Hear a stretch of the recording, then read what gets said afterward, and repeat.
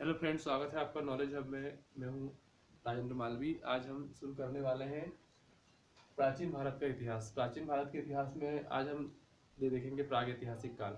यदि हम प्राचीन भारत के इतिहास को प्रारंभ करें तो हम प्रारंभ कहाँ से करते हैं? प्रागैतिहासिक काल से। यदि इस काल की हम बात करें प्रागैतिहासिक काल की, तो इस काल को हम पाषाण काल भी कहते हैं।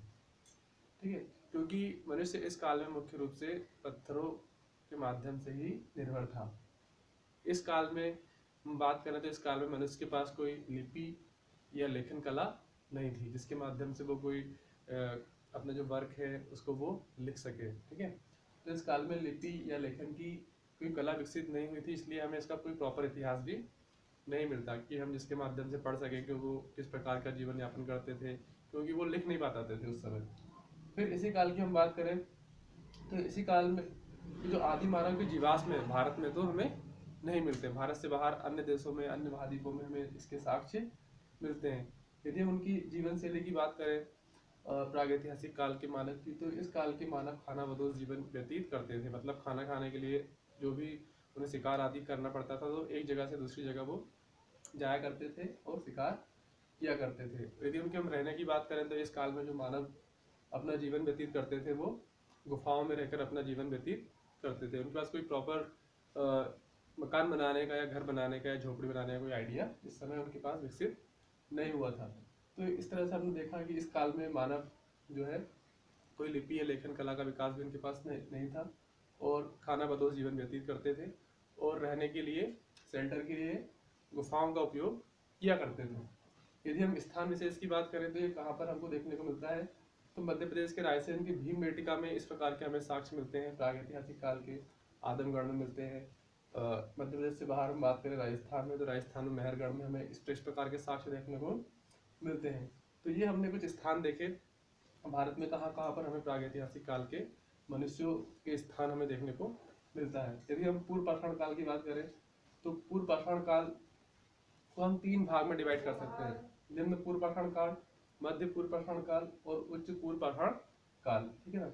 मध्य पाषाण काल में हम देखें तो मध्य पाषाण काल में मानव ने खेती करना सीख लिया था। तो इस काल में जो मनुष्य है वो खेती करके अपना जीवन व्यतीत करते थे। खेती का उन्हें आइडिया इस काल में आ गया था। मतलब खेती करना इस समय सीख लिया था मध्य पाषाण काल में। मनुष्य के पास इतना दिमाग आ गया था कि वो खेती करना उसने धीरे धीरे सीख लिया था। फिर आधुनिक मानव की हम बात करें तो आधुनिक मानव जिसे हम होमो सेपियंस कहते हैं, मध्य पाषाण काल में विकसित हुए थे। जो आजकल जो मनुष्य का जो दिमाग है वो इसी काल में विकसित हुआ था धीरे धीरे। इसी काल में उनके पास इतना दिमाग आ गया था कि वो जानवर, हम बोल सकते हैं कि वो एक प्रकार का मानव, मतलब जंगली जीवन व्यतीत करते थे। जंगली जीवन से आधुनिक जीव जो है मानव विकास की ओर वो चढ़ पड़े थे। ठीक है ना। मध्य पाषाण काल में ही मनुष्य ने पहली बार आग की खोज कर ली थी, है ना। उन्हें इससे पहले आग के बारे में पता नहीं था कि आग कैसे बनती है। ठीक है ना। तो इसी काल में उसने आग की खोज की थी और ये खोज शायद उसने 2 पत्थरों को आपस में रगड़ कर देखा होगा कि इससे आग पैदा होती है। तो इस प्रकार से क्या हुआ, इसी काल में उसने आग की खोज भी की थी। ठीक है ना। बर्तन बनाना भी इसी काल में उसने सीख लिया था। ठीक है, बर्तन की खोज भी इसी काल में कर ली थी। तो हम देख सकते हैं कि मध्य पाषाण काल में मनुष्य ने बर्तन बनाना भी सीख लिया था। ठीक है ना। जब हम बात करें नव पाषाण काल की, तो नव पाषाण काल में हम देखें तो मनुष्य क्या था, कृषि और पशुपालन उसने सीख लिया था। धीरे धीरे उसके बाद इतना दिमाग आ गया था कि उसने कृषि करना सीख लिया, खेती करना सीख लिया, पशुओं को पालना सीख लिया। ठीक है ना। लेकिन इस काल में मनुष्य हड्डी से बने उपकरण यूज करता था। मतलब हड्डी के औजार बनाकर वो अपना जीवन जीता था, हड्डी के ही उपकरण यूज करता था, शिकार करने के लिए हड्डी के औजार बनाता था। ठीक है ना। और धीरे धीरे इसी काल में उसने पहिए का आविष्कार कर लिया। ठीक है ना। इससे पहले उसको पहिए के बारे में पता नहीं था कि पहिया कैसे बनता है। तो पहिए का आविष्कार भी इसी काल में कर लिया। फिर इस काल में उसने जो गेहूँ, मटर, मसूर इत्यादि फसल के बारे में भी उससे जानकारी हो गई थी। ठीक है ना। उसने खेती करना सीख लिया था। तो इस प्रकार से हमें कई साक्ष्य नव पाषाण काल में भी मिलते हैं। तो आज की क्लास में हमने देखा प्रागैतिहासिक काल, मध्य पाषाण काल और नव पाषाण काल। ठीक है ना। तो आज की क्लास में आपको किसी पॉइंट पर, किसी बिंदु पर कोई डाउट हो या कोई प्रश्न हो तो आप कमेंट बॉक्स में लिखकर हमसे पूछ सकते हैं। ठीक है ना।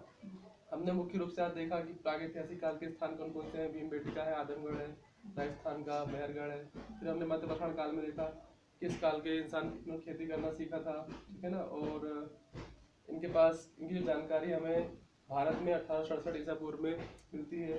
ठीक है। बर्तन बनाना इन लोगों ने सीख लिया था। नव पाषाण काल में हम देखें तो पशुपालन सीख लिया था हड्डी के उपकरण का उपयोग किया करते थे।